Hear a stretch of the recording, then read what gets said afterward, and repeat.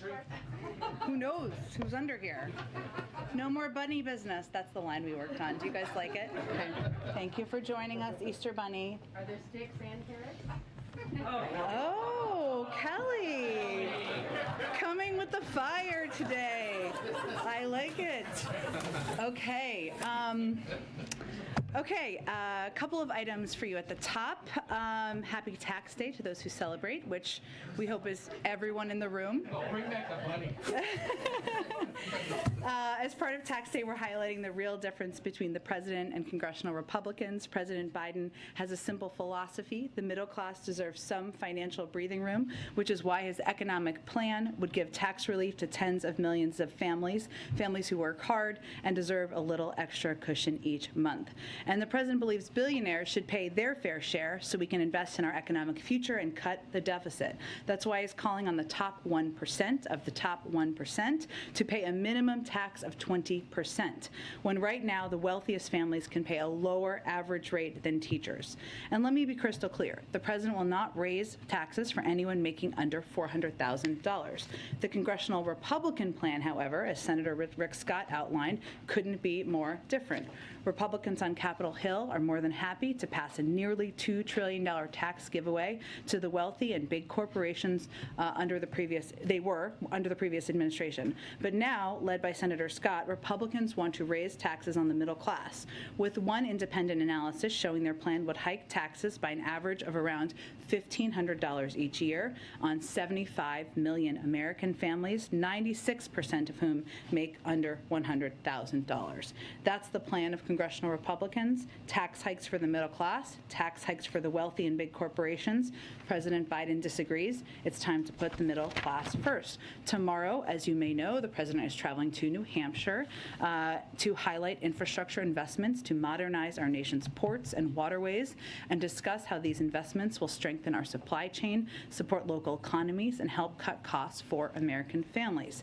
American ports are a cornerstone of the United States economy, but outdated infrastructure and the COVID-19 pandemic have strained their capacity and jeopardized global supply chains, which has caused delays and passed costs directly to consumers.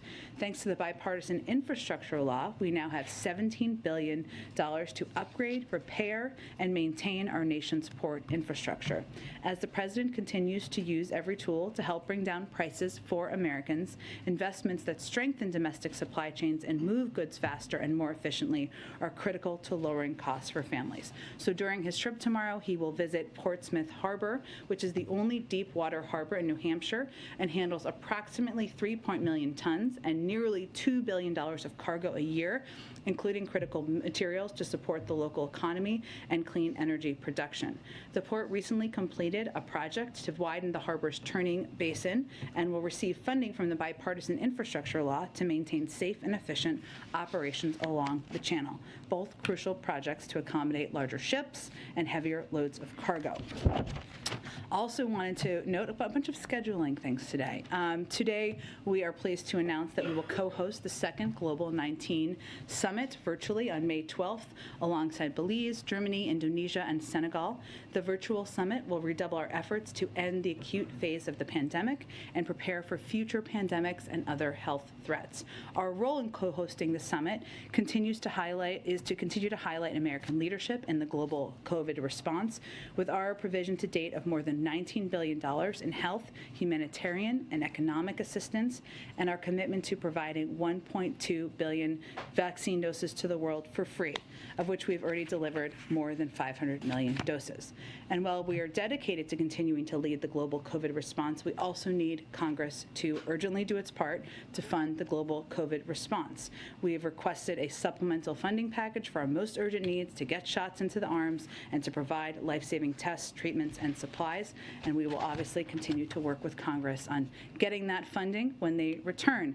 Finally, last thing is that we also announced that on March 12th and 13th, the President will host the leaders of the ASEAN in Washington, D.C. It will build on President Biden's participation in the October 2021 U.S.-ASEAN Summit, where the President announced $102 million in new initiatives to expand our engagement with ASEAN on COVID-19, promoting economic growth, and more. And this will, of course, we'll have more to preview as we get closer to that trip. Josh, why don't you kick us off? Thanks, Jen. Happy Monday. Two subject areas. First, a federal judge in Florida says the CDC exceeded its authority with the mask mandate in airports. What's the White House position?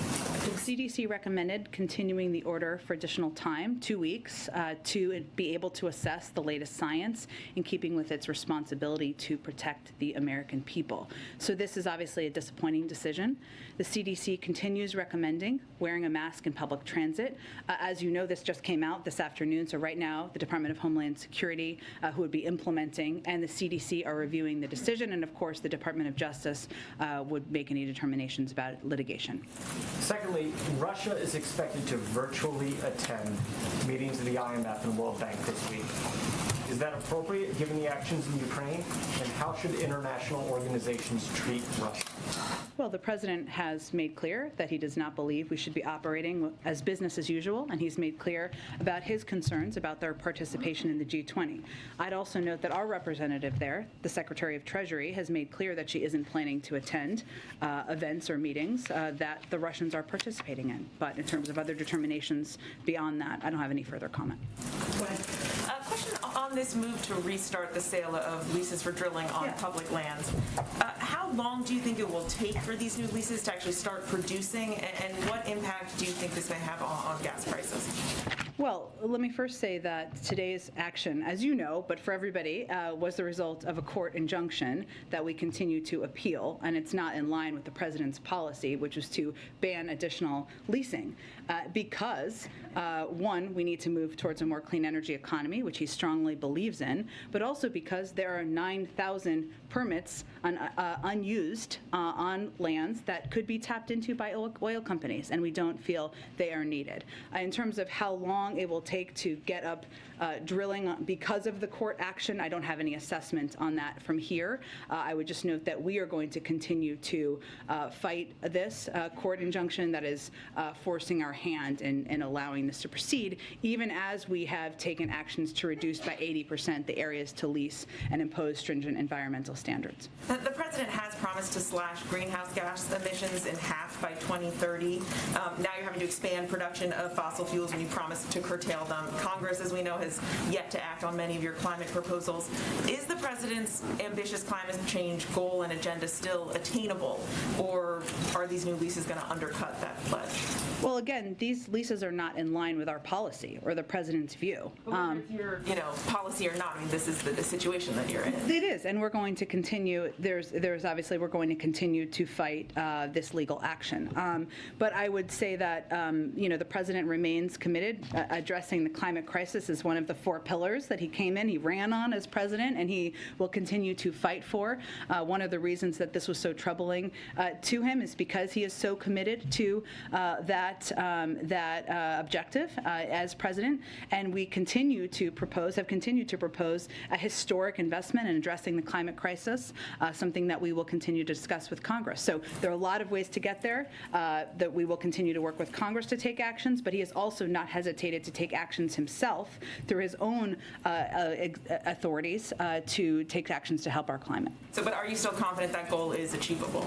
We are continuing to pursue it, and we're going to continue to do everything we can to reach it. Go ahead, Steve. Oh, thank you. House Minority Leader Kevin McCarthy is saying President Putin probably would have backed off from invading Ukraine if President Biden had shipped weapons to Ukraine sooner. Does the president feel he should have acted sooner? Well, first, just for fact's sake, we sent a record amount of security assistance to Ukraine during President Biden's first year in office, more than any other president in history. And we shared a significant amount of intelligence with Ukraine about Russia's intentions and military movements, as you all know, because we've talked about it in here. $3.2 billion total, $2.6 billion since this conflict started. That's in direct contrast with our predecessor, who withheld hundreds of millions of dollars in military aid from Ukraine, including javelins, which Mr. McCarthy, who was critical of us in this moment, defended at the time as, quote, the rightful thing to do, because he claimed people believed there was corruption in the Zelensky administration. So I don't know if that's a question for us as much as a question for him. What has changed in that period of time? And secondly, are you planning more sanctions this week on Russia, more oligarchs? What can you tell us? We are continuing to review and consider additional sanctions. It's been an ongoing process, but right now you will see us continue to expand our sanctions targets and to continue to take steps to both further tighten our sanctions to prevent evasion and put in place additional sanctions. I also wanted to note a couple of comments for anyone who questions, which probably isn't anyone in this room, but maybe, whether these sanctions are having an impact. One is by the chairwoman of the Russian National Central Bank, who said these sanctions are, quote, will now begin to increasingly affect the real sectors of the economy and, quote, practically every product. She also said that, quote, that sanctions are being tightened almost every day and, quote, the period during which the economy can live on reserves is finite, meaning these are really having the squeeze that the President, the Secretary of State, the Secretary of Treasury, and others have conveyed. But we are continuing to review, and I expect we'll have more in the coming days. Go ahead. Just to quickly follow up on the mask mandate being voted by this judge, what is the White House's assessment of what that means for travelers today? Well, it just happened this afternoon, and so the Department of Homeland Security is obviously oversees the implementation of this, and they're reviewing it as we speak. So it's still in place right now? They're doing it as we speak. It just came out this afternoon, and if there are any updates while I'm out here, I'm sure we can provide them to all of you. Okay. And President Zelensky told Jake Tapper yesterday that he wants President Biden to visit Ukraine, and he believes that he will. You said last week there were no plans being made for President Biden to go. Is that still the case? That has not changed.